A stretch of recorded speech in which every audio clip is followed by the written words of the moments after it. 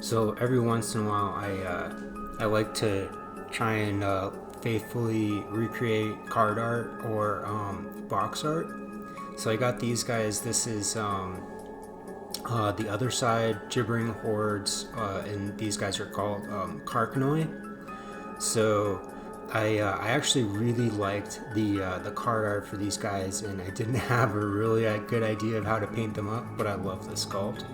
So yeah, I'm gonna try and copy the card art. Long story short.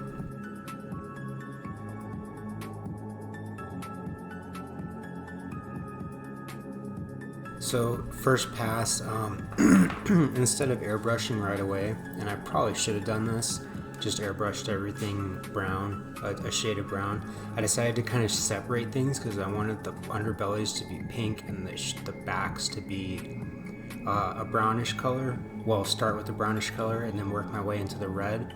Hindsight, I would have just made them all brown and then worked from different shades up too.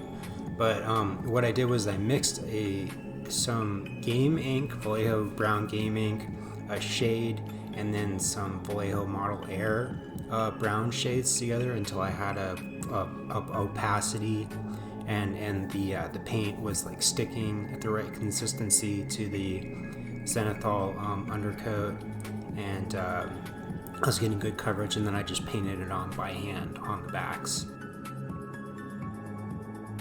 So next I started to mix up a red shade, and then I wanted to try something different. So I wanted to try and get some like kind of speckly texture on the backs of the models on the carapace, especially like in the like highlight kind of areas, like on the tops of their, next to their heads, and then like on their backs where the sun would be hitting, like on their backs.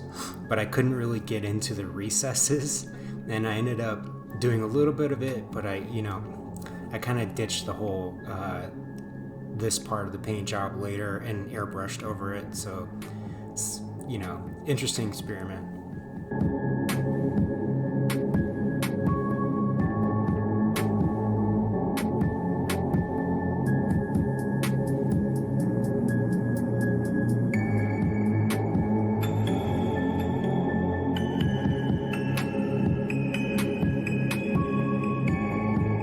Next up, after I had done the speckles, I tried to kind of like dry brush in some more red tone around the speckles, like in the highlights and stuff. And it looked okay. Like I said, I ended up doing something different later, but yeah, this came out looking okay. I mean, it might have been a necessary step to what I ended up doing. So yeah.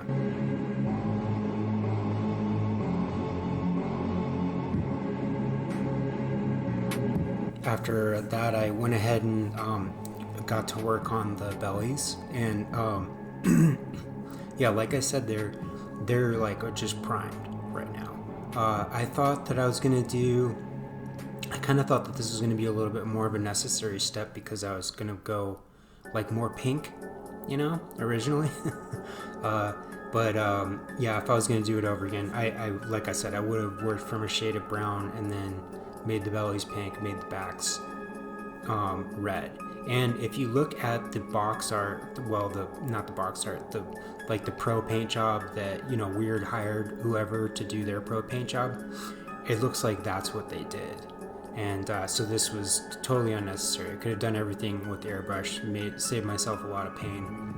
But yeah, so I'm just gonna start kind of glazing on some pinkish tone on the bellies, and just kind of like letting it run into the recesses, not totally opaque, but semi-opaque, kind of just establishing some general like tone over the zenithal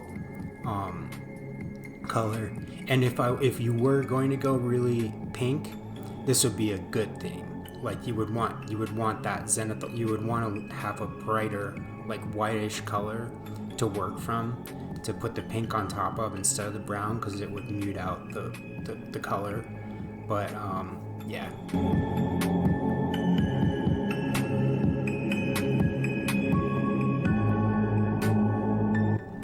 So you can see how that initial glaze of color on the bellies is getting like darker and darker, and less necessary to like really separate them out. But yeah, so gonna do one glaze over everything, let it dry. And this is a nice thing about batch painting, guys, like armies, is that you can work on one guy and then let him dry, in steps, like an assembly line. Move to the next guy, let him dry, and then, so on and so forth, and keep doing your steps on each successive model.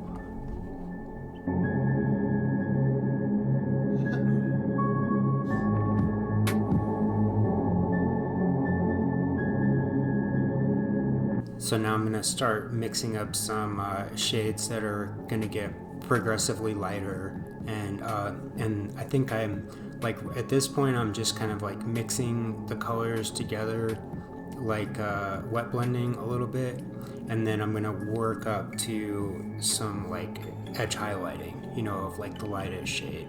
But right now the colors are still wet. I'm just sort of like pushing them together on the bottle.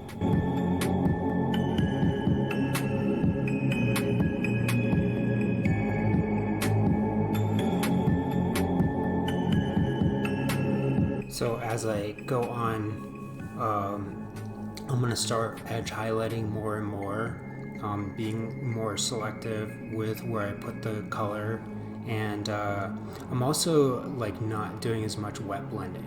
I'm letting the paint jobs dry a little bit more before I start doing the next color, and even I think kind of working up to a little bit of dry brushing at the end, just really light dry brushing. But right now I'm going to be doing edge highlighting for a while.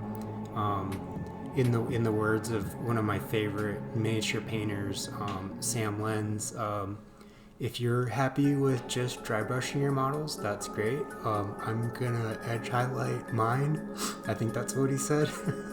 I think this just looks better to selectively pick out spots where you want your highlights and physically put in your highlights instead of just going like heavy-handed over the whole thing.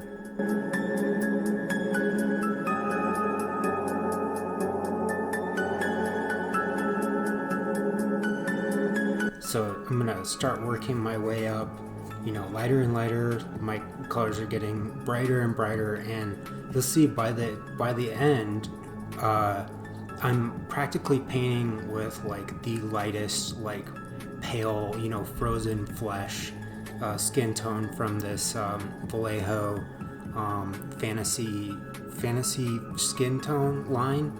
Like it's a great set. If you see it anywhere, pick it up. It just has all these ranges of kind of like skin tones that could be anything from an elf to a drow, or like just all sorts of ranges of skin tones. But yeah, I'm gonna work up to a really light, the lightest skin tone on purpose, even in darker spots, because I'm gonna do a wash over everything, over all this painstaking edge highlighting to really make the scales pop.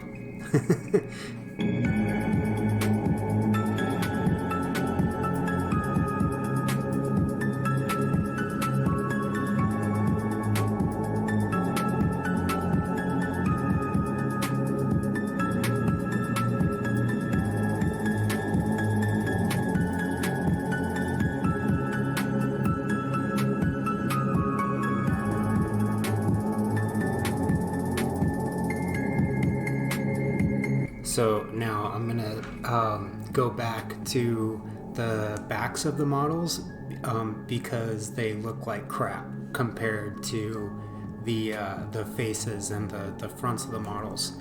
So I started by mixing up some Vallejo. So I've got a mix of a Vallejo Model Air kind of like rust. It might even be a rust color, and then I'm mixing up a little bit of a really rich opaque game color with that, and then I'm going to airbrush that tone over the backs of the models to start with. And this is what I was intending to do originally. I just wanted to try the sea sponge speckling thing. Didn't work. So now after I mixed up that red brown and then did my highlights with that, I'm gonna start dry brushing with a P3. It's Kador red. It looks really good over black, but I don't think it looked quite as good over this brown. So I ended up actually later going back to the game color, like sanguine red or whatever it is.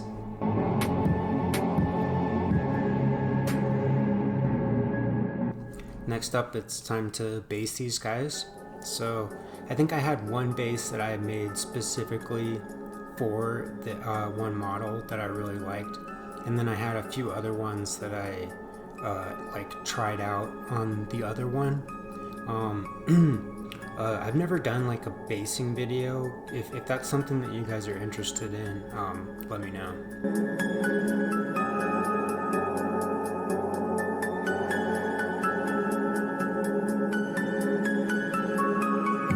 So to start with, I made sure that both of my bases were black, and then I'm gonna dry brush over them with a little bit of Deneb stone.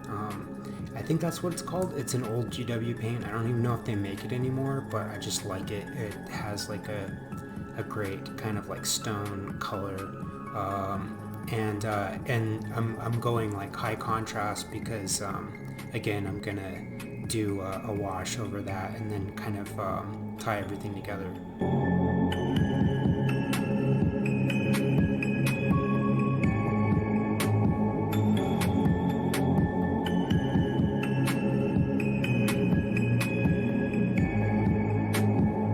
This is how I've been pinning my bases lately. So I'll put a pin in the model that's super glued in on that side, and then I'll paint the model, like prime the pin and everything, paint the model, and then I'll put the pin through the base, and then put a little bit of dab of super glue on the bottom, and then put a little bit of accelerator on that. So that's the only super glue that shows anywhere is under the base. Next up, I'm gonna do a wash over everything, literally everything, the whole model, the base, everything, just to tie everything together. And lastly, just black the rims of the bases and call it done.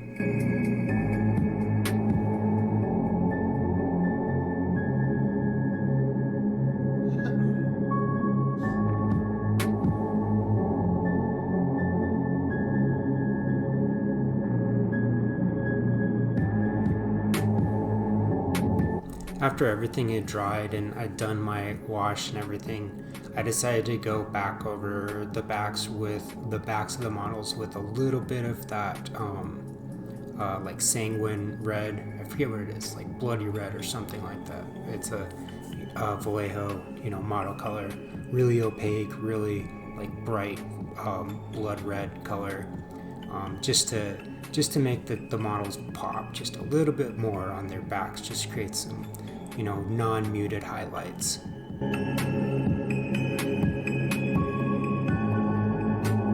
All that's left is to paint the eyes, and as usual, I mix up way too much paint to do some little teeny tiny part, but I really did want the eyes to kind of like glow a little bit. I was thinking about doing some like sort of OSL stuff, object surface lighting, like the eyes were kind of lighting up the shadows, but I ended up not doing it just because I thought it was a little bit too over the top, and the bright green though looks really cool, on their eyes, so I like that.